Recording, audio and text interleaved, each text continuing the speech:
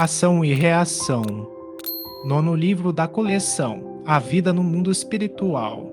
Ditado pelo espírito André Luiz e psicografado pelo médium brasileiro Francisco Cândido Xavier, em 1957. Capítulo 18. Resgates coletivos. Entendíamos-nos com Silas acerca de variados problemas, quando o expressivo chamamento de Druso nos reuniu ao diretor da casa em seu gabinete particular de serviço. O chefe da mansão foi breve e claro. Apelo urgente da terra pedia auxílio para as vítimas de um desastre aviatório. Sem alongar-se em minúcias, informou que a solicitação se repetiria dentro de alguns instantes e conviria esperar a fim de examinarmos o assunto com a eficiência precisa. Com efeito, mal terminar o apontamento e sinais algo semelhantes aos do telégrafo de Morse se fizeram notados em curioso aparelho. Druso ligou tomada próxima e vimos um pequeno televisor em ação sob vigorosa lente projetando imagens movimentadas em tela próxima cuidadosamente encaixada na parede a pequena distância. Qual se acompanhássemos curta notícia em cinema sonoro, contemplamos, surpreendidos, a paisagem terrestre.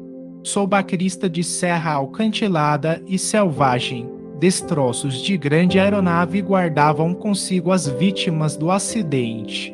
Adivinhava-se que o piloto, certamente enganado pelo traiçoeiro oceano de espessa bruma, não pudera evitar o choque com os picos graníticos que se salientavam na montanha, silenciosos, implacáveis, à maneira de medonhos torreões de fortaleza agressiva.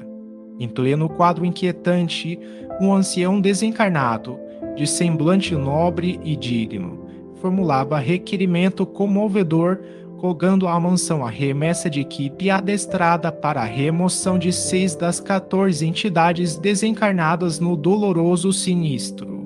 Enquanto Druso e Silas combinavam medidas para a tarefa assistencial, Hilário e eu olhávamos, espantados, o espetáculo inédito para nós ambos. A cena aflitiva parecia desenrolar-se ali mesmo. 8 dos desencarnados no acidente jaziam em posição de chale, algemados aos corpos. Mutilados ou não, 4 gemiam, jungidos aos próprios restos, e 2 deles, não obstante ainda enfaixados às formas rígidas, gritavam desesperados, em crises de inconsciência. Contudo, amigos espirituais, abnegados e valorosos, velavam ali, calmos e atentos. Figurando-se cascata de luz vertendo do céu, o auxílio do alto vinha, solícito, em abençoada torrente de amor. O quadro patético era tão real à nossa observação que podíamos ouvir os gemidos daqueles que despertavam desfalecentes, as preces dos socorristas e as conversações dos enfermeiros que consertavam providências à pressa. De alma confrangida, vimos desaparecer a notícia televisada, enquanto Silas cumpria as ordens do comandante da instituição com admirável eficiência. Em poucos instantes, diversos operários da casa puseram-se em marcha na direção do local minuciosamente descrito. Voltando ao gabinete em que aguardávamos o retorno, Silas ainda se entendeu com o orientador, por alguns minutos, com respeito ao serviço em foco. Foi então que Hilário e eu indagamos se não nos seria possível a participação na obra assistencial que se processava, do que Druso, paternalmente, não concordou, explicando que o trabalho era de natureza especialíssima, requisitando colaboradores rigorosamente treinados. Cientes de que o generoso mentor poderia dispensar-nos mais tempo, aproveitamos o ensejo para versar a questão das provas coletivas. Hilário abriu campo livre ao debate, perguntando, respeitoso, por que motivo era rogado o auxílio para a remoção de 6 dos desencarnados, quando as vítimas eram 14. Druso, no entanto, replicou em tom sereno e firme. O socorro no avião sinistrado é distribuído indistintamente, contudo, não podemos esquecer que se o desastre é o mesmo para todos os que tombaram, a morte é diferente para cada um. No momento serão retirados da carne tão somente aqueles cuja vida interior lhes outorga a imediata liberação. Quanto aos outros, cuja situação presente não lhes favorece o afastamento rápido da armadura física, permanecerão ligados, por mais tempo, aos despojos que lhes dizem respeito. Quantos dias? Clamou meu colega, incapaz de conter a emoção de que se via possuído. Depende do grau de animalização dos fluidos que lhes retém o espírito à atividade corpórea, respondeu-nos o mentor. Alguns serão detidos por algumas horas, outros, talvez, por longos dias. Quem sabe? Corpo inerte nem sempre significa libertação da alma. O gênero de vida que alimentamos no estágio físico dita as verdadeiras condições de nossa morte. Quanto mais chafurdamos o ser nas correntes de baixas ilusões, mais tempo gastamos para esgotar as energias vitais que nos aprisionam à matéria pesada e primitiva de que se nos constitui a instrumentação fisiológica, demorando-nos nas criações mentais inferiores a que nos ajustamos, nelas encontrando combustível para dilatados enganos nas sombras do campo carnal, propriamente considerado. E quanto mais nos submetamos às disciplinas do espírito que nos aconselham equilíbrio e sublimação, mais amplas facilidades conquistaremos para a exoneração da carne em quaisquer emergências de que não possamos fugir por força dos débitos contraídos perante a lei. Assim é que morte física não é o mesmo que emancipação espiritual.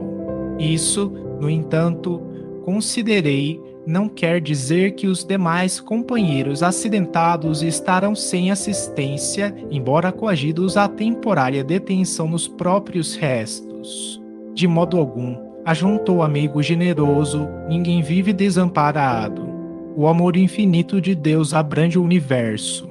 Os irmãos que se demoram enredados em mais baixo teor de experiência física compreenderão, gradativamente, o socorro que se mostram capazes de receber. Todavia, reparou Hilário, não serão atraídos por criaturas desencarnadas, de inteligência perversa, já que não podem ser resguardados de imediato. Druso estampou significativa expressão facial e ponderou. Sim, na hipótese de serem surdos ao bem, é possível se rendam às sugestões do mal a fim de que, pelos tormentos do mal, se voltem para o bem. No assunto, entretanto, é preciso considerar que a tentação é sempre uma sombra a atormentar-nos a vida, de dentro para fora. A junção de nossas almas com os poderes infernais verifica-se em relação com o inferno que já trazemos dentro de nós. A explicação não poderia ser mais clara. Talvez por isso, algo desconcertado pelo esclarecimento direto, meu companheiro que, tanto quanto eu, não desejava perder a oportunidade de mais ampla conversação, acentuou humilde. Nobre instrutor, de certo não temos o direito de questionar qualquer determinação que dimane da autoridade. Ainda assim, estimaria conhecer mais profundamente as razões pelas quais nos é defeso o trabalho de colaboração nos serviços pertinentes ao socorro nos resgates de conjunto. Não poderíamos, acaso, cooperar com os obreiros desta casa nas expedições de auxílio às vítimas de acidentes diversos, de modo a pesquisar as causas que os determinaram? Indiscutivelmente a mansão, com as responsabilidades de que se encontra investida, desincumbir-se-á de trabalhos dessa espécie todos os dias. Quase todos os dias, corrigiu Druso sem pestanejar. E, fitando Hilário de estranha maneira, aduziu. É imperioso observar, porém, que vocês coletam material didático para despertamento de nossos irmãos encarnados, quase todos eles em fase importante de luta no acerto de contas com a justiça divina. Analisando os resgates dessa ordem, vocês fatalmente seriam compelidos à autópsia de situações e problemas suscetíveis de plasmar imagens destrutivas no ânimo de muitos daqueles que ambos se propõem auxiliar. Esboçando o leve sorriso em que deixava transparecer a humildade que lhe adornava o espírito de Skoll, aditou: parece-me que não seríamos capazes de comentar um desastre de grandes proporções no campo dos homens sem lhes insuflar o vírus do medo, tanta vez portador do desânimo e da morte. A palavra do orientador, serena e evangélica, reajustava-nos os impulsos menos edificantes. Inegavelmente, a terra jaz repleta de criaturas, tanto quanto nós, algemadas a escabrosos compromissos, carentes de ação contínua para o necessário reequilíbrio. Não seria justo atormentá-las com pensamentos de temor e flagelação, quando através do bem, sentido e praticado, podemos cada hora arredar de nossos horizontes as nuvens de sofrimentos prováveis, assinalando-nos a atitude inequívoca de compreensão e de obediência. Como não podia deixar de ser, o chefe da instituição continuou em tom afável, depois de ligeira pausa. Imaginemos que fossem analisar as origens da provação a que se acolheram os acidentados de hoje. Surpreenderiam, de certo, delinquentes que, em outras épocas, atiraram irmãos indefesos do cimo de torres altíssimas, para que seus corpos se espatifassem no chão, companheiros que, em outro tempo, cometeram hediondos crimes sobre o dorso do mar, pondo a pique existências preciosas, ou suicidas que se despenharam de arrojados edifícios ou de picos agrestes, em supremo atestado de rebeldia perante a lei, os quais, por enquanto, somente encontraram recurso em tão angustioso episódio para transformarem a própria situação. Quantos milhares de irmãos encarnados possuímos nós, em cujas contas com os tribunais divinos figuram débitos desse jaca? Entretanto, não desconhecemos que nós, consciências endividadas, podemos melhorar nossos créditos todos os dias. Quantos romeiros terrenos, em cujos mapas de viagem constam surpresas terríveis, são amparados devidamente para que a morte forçada não lhes assalte o corpo, em razão dos atos louváveis a que se afeiçoam. Quantas intercessões da prece ardente conquistam moratórias oportunas para pessoas cujo passo já resvala no cairel do sepulcro? Quantos deveres sacrificiais granjeiam para a alma que os aceita de boamente preciosas vantagens na vida superior, onde providências se improvisam para que se lhes amenizem os rigores da provação necessária? Bem sabemos que, se uma onda sonora encontra outra, de tal modo que as cristas de uma ocorram nos mesmos pontos dos vales da outra, esse meio, em consequência, aí não vibra, tendo-se como resultado o silêncio. Assim é que, gerando novas causas com o bem praticado hoje, podemos interferir nas causas do mal praticado ontem, neutralizando-as e reconquistando, com isso, o nosso equilíbrio. Desse modo, creio mais justo incentivarmos o serviço do bem através de todos os recursos ao nosso alcance. A caridade e o estudo nobre, a fé e o bom ânimo, o otimismo e o trabalho, a arte e a meditação construtiva constituem temas renovadores, cujo mérito não será lícito esquecer na reabilitação de nossas ideias e, consequentemente, de nossos destinos. Entregara-se o chefe a mais longa pausa e, movido pelo propósito de aprender, indaguei de Druso se ele mesmo não teria acompanhado algum processo de resgate coletivo, em que os espíritos interessados não teriam outro recurso senão a morte violenta. como remate aos dias do corpo denso, ao que o instrutor respondeu: presto. Guardo em minha experiência alguns casos expressivos que seria justo relacionar, no entanto. Reportar-nos-emos simplesmente a um deles, pois nossas obrigações são inadiáveis. Depois de momentos rápidos em que naturalmente apelava para a memória, comentou, benevolente: há 30 anos, desfrutei o convívio de dois benfeitores, a cuja abnegação muito devo neste pouso de luz. Ascânio e Lucas, assistentes respeitados na esfera superior, integravam-nos à equipe de mentores valorosos e amigos. Quando os conheci em pessoa, já haviam despendido vários lustros no amparo aos irmãos transviados e sofredores. Cultos e enobrecidos, eram companheiros infatigáveis em nossas melhores realizações. Acontece, porém, que depois de largos decênios de luta, os prédios da fraternidade santificante, suspirando pelo ingresso nas esferas mais elevadas, para que se expandissem os ideais de santidade e beleza, não demonstravam a necessária condição específica para o voo anelado.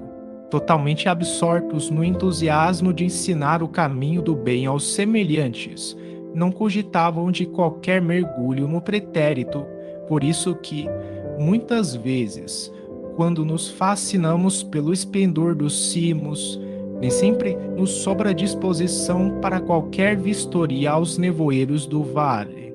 Dessa forma, passaram a desejar ardentemente a ascensão, sentindo-se algo desencantados pela ausência de apoio das autoridades que lhes não reconheciam um mérito imprescindível.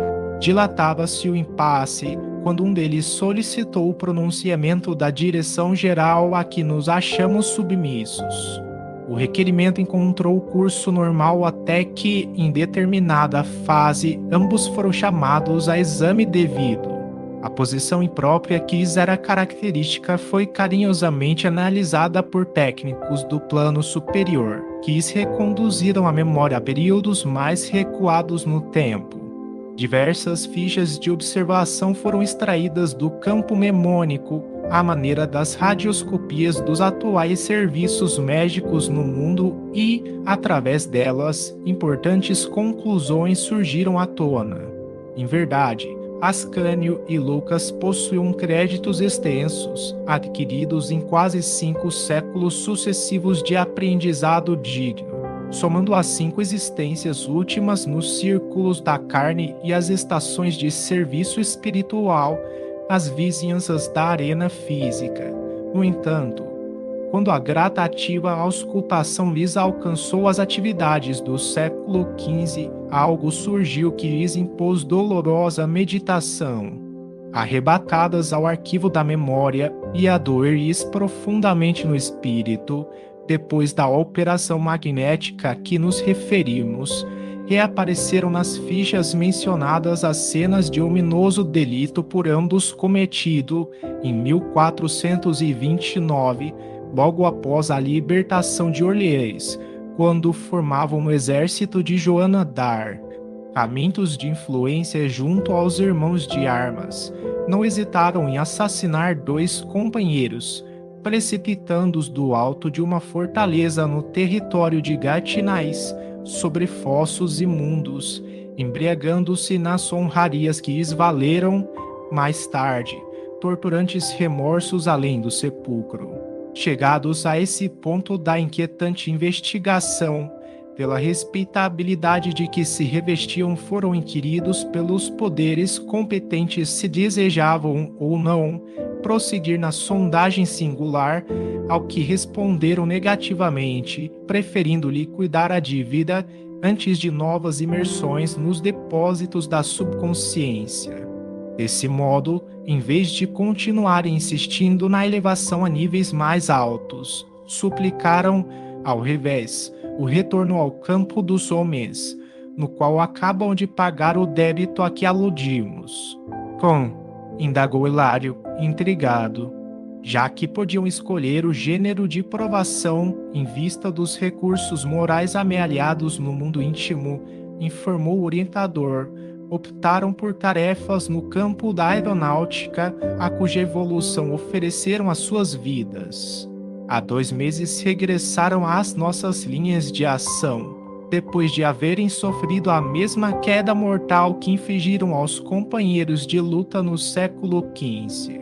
E o nosso caro instrutor visitou-os nos preparativos da reencarnação agora terminada? Inquiri com respeito. Sim, por várias vezes os avistei, antes da partida. Associavam-se à grande comunidade de espíritos amigos, em departamento específico de reencarnação, no qual centenas de entidades, com dívidas mais ou menos semelhantes às deles, também se preparavam para o retorno à carne, abraçando, assim, trabalho redentor em resgates coletivos. E todos podiam selecionar o gênero de luta em que saldariam as suas contas? Perguntei, ainda com natural interesse. Nem todos, disse Druso, convicto. Aqueles que possuíam grandes créditos morais, qual acontecia aos benfeitores a que me reporto, dispunham desse direito. Assim é que há muitos vi habilitando-se para sofrer a morte violenta em favor do progresso da aeronáutica e da engenharia, da navegação marítima e dos transportes terrestres, da ciência médica e da indústria em geral, verificando, no entanto, que a maioria, por força dos débitos contraídos e consoante os ditames da própria consciência, não alcançava semelhante prerrogativa, cabendo-lhe aceitar sem discutir amargas provas, na infância, na mocidade ou na velhice, através de acidentes diversos, desde a mutilação primária até a morte, de modo a redimir-se de faltas graves. E os pais? Inquiriu meu colega, alarmado. Em que situação surpreenderemos os pais dos que devem ser imolados ao progresso ou à justiça, à regeneração de si mesmos? A dor deles não será devidamente considerada pelos poderes que nos controlam a vida? Como não? Respondeu o orientador.